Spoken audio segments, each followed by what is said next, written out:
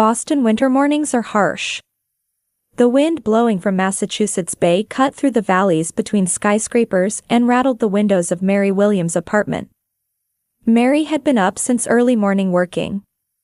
As an architect, her reputation was excellent, and she needed to finish a new project proposal by tomorrow morning. The phone rang, and Mary looked up from her drawings. It was her mother. "Good morning, Mom." "Mary, can you come soon for the final preparations for Ashley's wedding?" Judith's voice had a hint of anxiety. "We also have the final fitting for your dress." Mary sighed deeply. "I know. I'm planning to come in the afternoon. I'd like you to come by 11 if possible. Ashley wants everyone together for brunch." "But, Mom, I have a project deadline." "Work talk again?" Her mother's voice immediately turned cold. "This is your sister's once-in-a-lifetime wedding. You always prioritize work." "That's not true," Mary objected, but she heard her mother's sigh. "Anyway, please come as soon as you can. Dad and Ashley are waiting." The call ended, and Mary quietly put down her phone. Looking out the window, she remembered how since her teenage years, she had worked part-time at fast food restaurants to help with family expenses and earned money for her architecture studies. Meanwhile, her sister Ashley had received full financial support from her parents, attended a prestigious university, and now worked as a manager at a luxury boutique. A new message arrived on Mary's phone. It was from Ashley. "Mary, don't be late today. Jason's mother is coming too, so lunch with the whole family is really important." Seeing Jason Harrison's name, Mary flinched momentarily. Ashley's fiancé was a man Mary had met during her college years.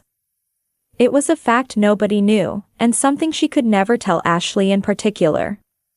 As Mary headed for the bathroom, she thought about her complicated relationship with her family. Her parents, especially her father Robert, had always favored her sister. Even when Mary succeeded in her architectural career, the topic quickly ended, and conversation shifted to Ashley's latest achievements or plans. While showering, Mary thought about the uneasy atmosphere she had felt recently. Since Ashley's engagement announcement, she felt her parents' attitude toward her had grown even colder. Phone calls decreased, and her opinions were increasingly disregarded at family gatherings. After getting ready, Mary left to pick up her wedding dress. In the car, she thought about her success and estranged relationship with her family. Despite being one of Boston's most highly regarded architects, in her family's eyes, she always seemed to be viewed as cold and a workaholic. When she arrived at the dress shop, Ashley and her mother were already waiting. Mary didn't miss how Ashley's expression stiffened slightly. "Finally, you're here," Ashley's voice sounded cheerful, but her eyes weren't smiling. "Jason's sister will be here soon. I think you two will get along." Mary smiled awkwardly. "Yes, I'm looking forward to it." In the fitting room, Mary tried on her dress. Looking at herself in the mirror, she thought something was off. Not just her family's attitude, but something unsettling about the entire wedding. She was particularly concerned about the subtle glances Ashley gave her whenever Jason's name came up. "Mary, have you met Jason before?" Ashley suddenly asked. Mary's heart stopped for a moment. "No, why?" "Just wondering." When he heard your name, his reaction was a bit strange. "Must be your imagination," Mary maintained her composure. "How would we have met?" Ashley said nothing and returned her gaze as if satisfied with Mary's answer. However, Mary's anxiety only grew. Did Jason remember her? And if he did, had he said anything to Ashley? As Mary took off her dress, she resolved to investigate the source of tension in the family before the wedding. Something was happening. And she distinctly felt that this something involved her.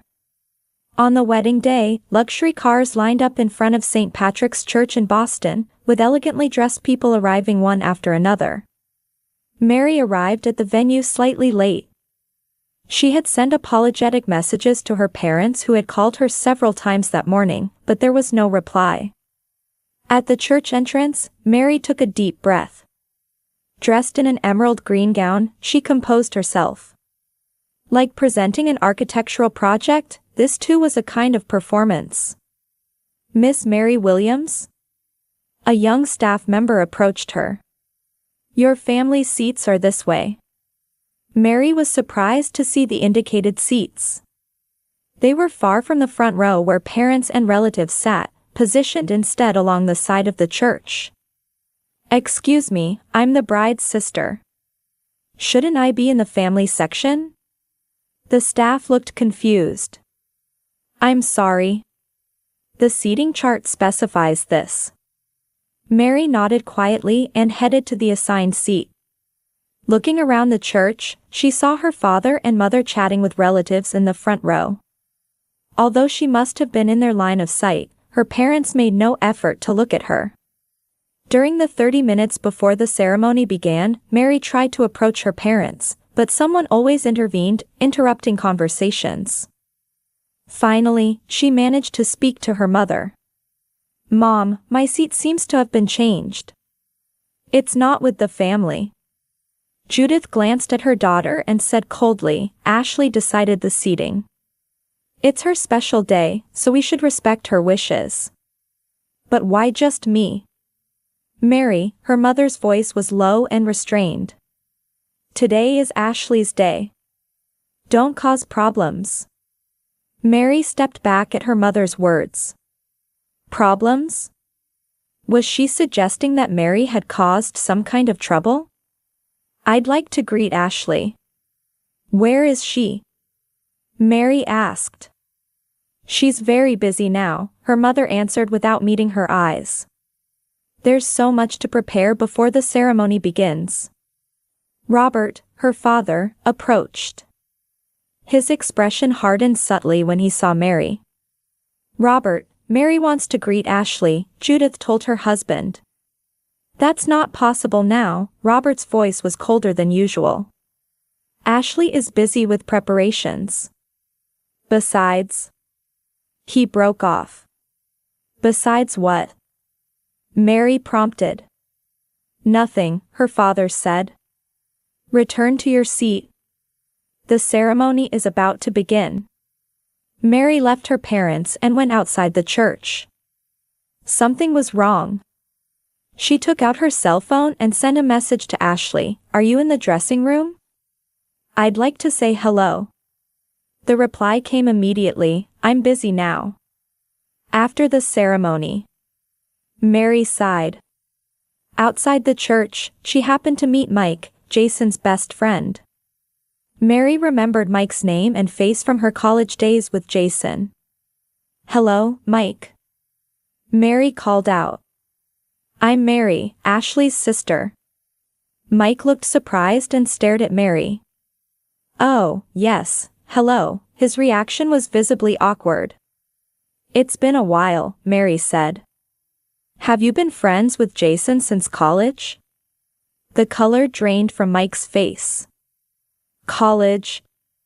Did you also, with Jason at college?"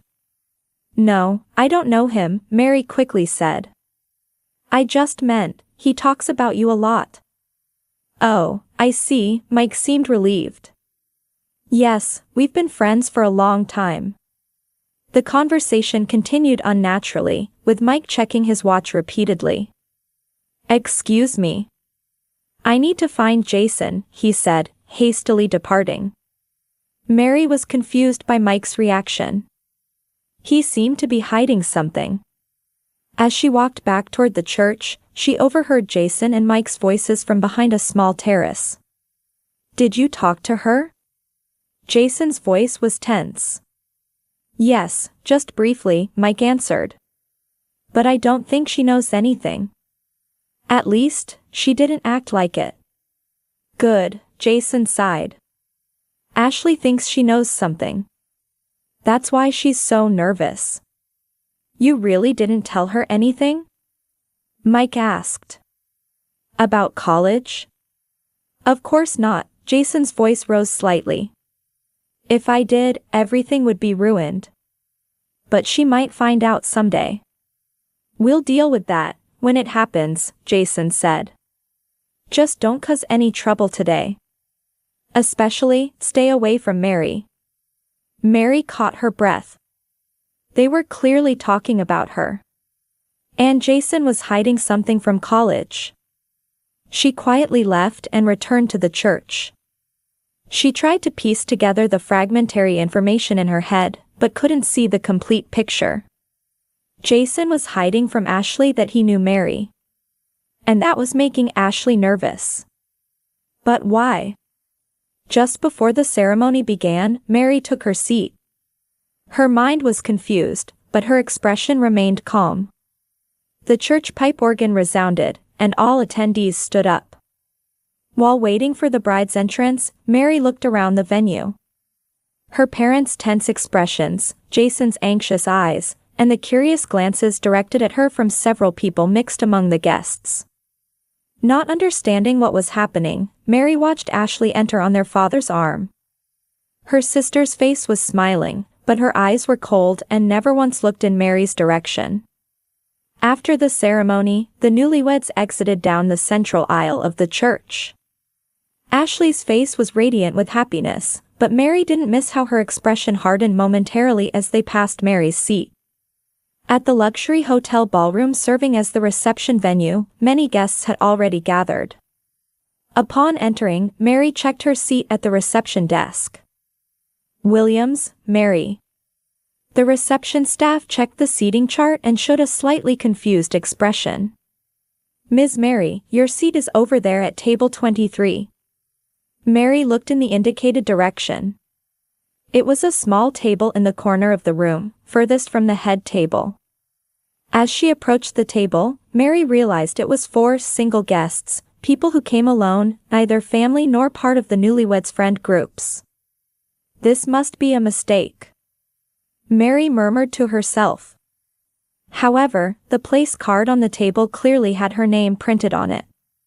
Mary slowly took her seat. The other people at the table directed curious glances at her. You're Ashley's sister, aren't you? An elderly woman asked. Why are you sitting here? Mary smiled. Yes, I am. There seems to be some confusion with the seating arrangements, the woman said meaningfully. I've heard a bit about you. Must be difficult. Mary frowned. About me? What have you heard? I'd rather not repeat gossip, the woman said and changed the subject. Mary's anxiety only increased. It seemed some rumor about her was circulating among the guests. After dinner, the toast speeches began. Father Robert stood up and blessed his daughter and her husband with moving words. Ashley, you are our light. We are proud that you have always put family first, being a loving and caring daughter. Mary stiffened slightly at her father's words. The phrase, put family first, seemed to contain some implied criticism. As if to say, unlike her.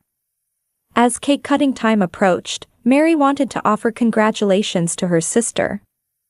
She approached the head table. Ashley was talking intimately with Jason, but when she saw Mary approaching, her expression clouded. Ashley, congratulations, Mary said with a genuine smile. But Ashley didn't even meet her eyes and remained silent. She turned to her husband and whispered something. Jason looked anxiously at Mary. Ashley, didn't you hear me? Mary called again. I'm wishing you happiness. Ashley turned a cold gaze toward Mary. Thank you, her voice was icy. Would you go back to your seat? We're about to take photos. Mary couldn't hide her hurt expression. Of course, she said quietly and left. Feeling her heart pounding, Mary headed for the bar. Her head was spinning. She ordered a ginger ale and drank it quietly in a corner of the venue, trying to make sense of the situation. Are you Mary? Turning to an unfamiliar voice, a young woman was standing there. "I'm Carol, Jason's cousin." "Nice to meet you," Mary said. "Is it true you tried to seduce your sister's fiancé?" Carol asked bluntly. Mary nearly dropped her drink. "Excuse me. Everyone's talking about it," Carol leaned in. "That you had a relationship with Jason in college and now you're trying to win him back. That's a complete lie." Mary's voice trembled. "Who would say such a thing?" "Ashley," Carol shrugged. "She told the whole family. That's why everyone's avoiding you." Mary felt her world collapsing. Her sister spreading such lies about her. So that's why her family was avoiding her and being cold. "Excuse me," Mary said in a shaking voice and headed for the ladies' room. In the bathroom, Mary took deep breaths in front of the mirror. Her face was pale. Touching her cheek, she realized tears were flowing. The door opened, and a woman in an elegant dress entered. She flinched momentarily upon seeing Mary. "Oh, you must be Mary," the woman said. "I'm Eleanor, Jason's sister." Mary wiped away her tears. "Nice to meet you. Are you okay?" Eleanor asked. However, her voice lacked genuine concern. "Yes," Mary lied. "Just a bit tired." "I see," Eleanor said, beginning to touch up her makeup. "I've heard about you. That you abandoned your family and only built your career." Mary looked at her in surprise. "What?" "Ashley told us," Eleanor said coldly. "When she was young, you left home and never came back, right? Never took care of your sister." Mary trembled with anger and sadness. "That's completely untrue. I left home for college, but I came back every weekend. And—" "Fine," Eleanor waved her hand. "It's none of my business. Just don't hurt Ashley today." After Eleanor left, Mary entered a stall and closed the door. There, she quietly cried. Ashley was spreading complete lies. Far from abandoning her family, Mary had supported the household while attending college and dipped into her own savings to support her family when her parents lost their jobs. Ashley was able to attend a prestigious university partly because Mary covered some of the tuition. Taking out her cell phone, Mary opened an old photo. It was from college, showing her and Jason in the same classroom. They had indeed known each other, but there was no romantic relationship. It was true that Jason had shown interest in her, but Mary had avoided romance due to her family responsibilities. Everything connected. Ashley had learned about Mary and Jason's past connection and, out of jealousy, was spreading lies. And by telling her family Mary abandoned the family, she was tarnishing her reputation. Leaving the restroom, Mary's expression was filled with determination. She headed to the cloakroom and collected her coat. "Leaving already?" the cloakroom attendant asked in surprise. "Yes," Mary answered quietly. "I just remembered something I need to do." Before exiting the venue, Mary looked back one last time. At the head table, Ashley and Jason were cutting the cake, smiling for photographs. Her parents watched proudly. No one seemed to notice Mary was missing. Mary left the hotel and stepped out into the Boston streets where snow had begun to fall. She hailed a taxi and gave her apartment address. As the taxi pulled away, Mary endured the pain in her chest and thought. Her family didn't know her truth. They preferred to believe the lies. Arriving at her apartment, Mary sat alone and sorted through the truth.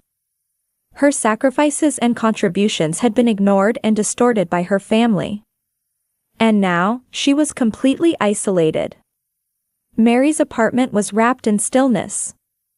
She poured herself a glass of wine and sank deep into her sofa. She was still wearing her dress. Outside the window, Boston's night scenery spread out, with snow continuing to fall quietly. With her cell phone on the coffee table, she was lost in thought. All the evidence to prove the truth was there: records of money transfers to her family, proof of payments for Ashley's university tuition, records of helping with her parents' mortgage payments. For the past 15 years, she had continued to support her family financially. But those facts had been painted over by Ashley's lies. Mary's cell phone began to ring. Ashley's name was displayed on the screen. She ignored the call and continued to drink her wine quietly. Next came calls from her parents. And surprisingly, from Jason too. Now they notice, Mary murmured to herself. The phone didn't stop ringing, and messages kept arriving. Mary finally picked up her cell phone and checked the messages. She read a message from Mike. "I want to apologize for what happened at the engagement party. I was drunk and talked too much about Jason's college days. I revealed that you were his first love. Now, the venue is in chaos." Mary caught her breath. Mike had revealed the truth. But that couldn't be all. The phone rang again. This time from an unknown number. "Hello?" Mary answered.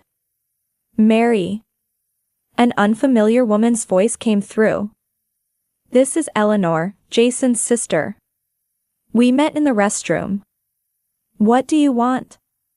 Mary's voice was cold. "I want to apologize to you." Eleanor's voice sounded genuinely sorry. "I didn't know the truth about your contributions to your family. When my mother collapsed at the venue, Jason's friend Mike, who was drunk, started talking about various things. That you financially supported your family, especially covering Ashley's education costs, and yet Ashley was lying." "What?" Mary was surprised. "Mike also talked about college days. That Jason was crazy about you. But you turned him down because you had family responsibilities," Eleanor continued. "My mother collapsed from shock, and we wanted to know the truth. Jason admitted hiding his past from Ashley, and Ashley, she had to admit her lies too." Mary was speechless. Eleanor continued. "The venue is in chaos now. Both families are in conflict. Jason's father is furious. Ashley has broken down in tears, and your parents are unable to accept the truth. What can I do?" Mary asked quietly. "Please, come back," Eleanor pleaded. "Our family wants to know the truth. We want to apologize for misunderstanding you." Mary hung up. She turned off her cell phone and stood by the window. Emotions were swirling. Anger, sadness, and a strange sense of liberation. With the truth revealed, she laughed quietly. That night, Mary decided to stay at a hotel. The next morning, she opened her laptop and wrote a long letter to her family. It was a true record from her college days to the present. She attached records of money transfers for Ashley's education costs, payments for her parents' medical expenses, and most importantly, evidence that she had repeatedly put her own dreams on hold for her family. In the hotel room, Mary organized all the truths. In college, Jason had indeed confessed to her. However, at that time, Mary was working to supplement her parents' unstable income while attending school, and romance was the last thing on her mind. She gently declined Jason, and since then, they had kept their distance. When Ashley met Jason, he didn't talk about his past with Mary. And when Ashley somehow learned that fact, she began spreading lies out of jealousy. After sending the letter, Mary turned on her cell phone. It immediately began to ring. This time it was from her father. "Mary," her father's voice was trembling. "We read your letter." "And?" Mary asked calmly. "Unbelievable," her father said. "Is all this true? That you did so much for us?" "It's all true," Mary answered. "I've done my best for the family. But you always prioritized Ashley and never saw my efforts. I understand, her father's voice was filled with regret. We were blind. And we believed Ashley's words too much. How is Ashley? Mary asked. She's confused, her father answered. Her relationship with Jason is also in crisis. His family is furious knowing the truth and says they're withdrawing their blessing for the marriage. Mary sighed. I don't want revenge on Ashley. I just wanted the truth to be known. Please, Mary, her father pleaded. Won't you come back home? We need to talk, all of us. After a long silence, Mary answered, I can't right now. I need time. After hanging up, Mary thought deeply. She didn't want to hurt her family. But by telling the truth, she felt liberated herself. For years, she had sacrificed for her family, and in return, what she got was misunderstanding and coldness. Mary stepped out onto the balcony and breathed deeply in Boston's morning air. The future was uncertain. She didn't know if she could repair her relationship with her family. But one thing was certain. She would no longer live in lies. Truth sometimes hurts, but that is the beginning of healing. Boston's autumn was beautiful. The trees along the Charles River had turned red and yellow, and fallen leaves covered the walking paths in the park. Mary sat on a bench by the river, holding a coffee. Mary. Turning around, her mother Judith was standing there. She looked older than before. The color of fatigue had deepened under her eyes. May I sit down? Judith asked. Mary nodded and indicated the space next to her on the bench. For a while, the two looked at the river without saying anything. Ashley was supposed to come today, Judith said quietly. But she hesitated at the last moment. I understand, Mary replied. Over the past 6 months, she had gradually resumed contact with her family, but she hadn't yet met Ashley directly. She's receiving counseling, Judith continued. She's beginning to understand that her actions came from jealousy and anxiety. She said that since childhood, she wanted to be as smart as you. Mary was surprised. Me? But she was always the parents' favorite. That might have been the problem, Judith sighed. We spoiled her too much. She didn't have your strength or independence. So, she developed complex feelings toward you. And Jason? Mary asked. They're still together, Judith answered. But the relationship is difficult. Jason's family hasn't fully accepted Ashley, and he himself is disappointed in her behavior. They're receiving couples counseling. Mary thought as she drank her coffee. She hadn't wanted revenge. She had only wanted the truth to be known. And Dad? Mary asked. He's reflecting, Judith said quietly. We were blind. We took your sacrifices for granted. Because you always took responsibility, we didn't realize how much we benefited under that.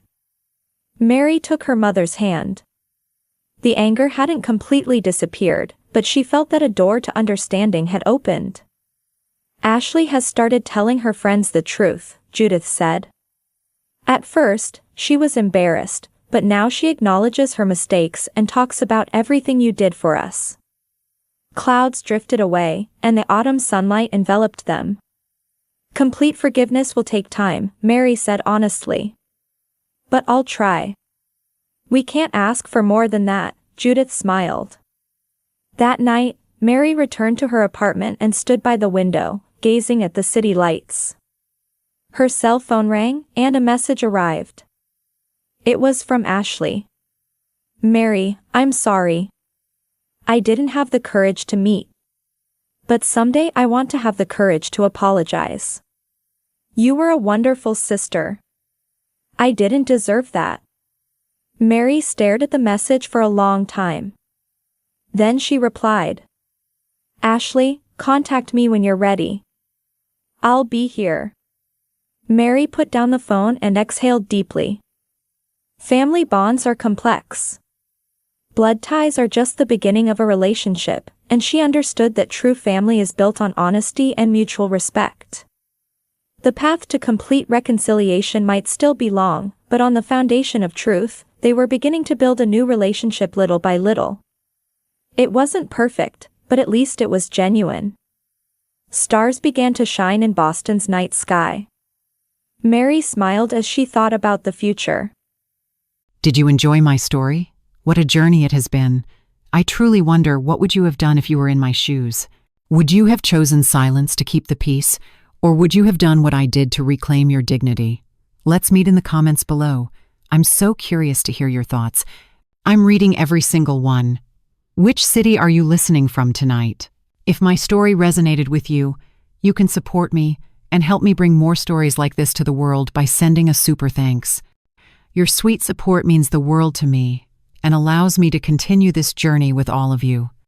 On the screen now, you can see 2 new life stories that I highly recommend you watch next. There are so many more on my channel, each with its own lessons and triumphs. Don't forget to subscribe and click the notification bell so you never miss a new chapter. Thank you for being here with me. Until the next story, with love and respect.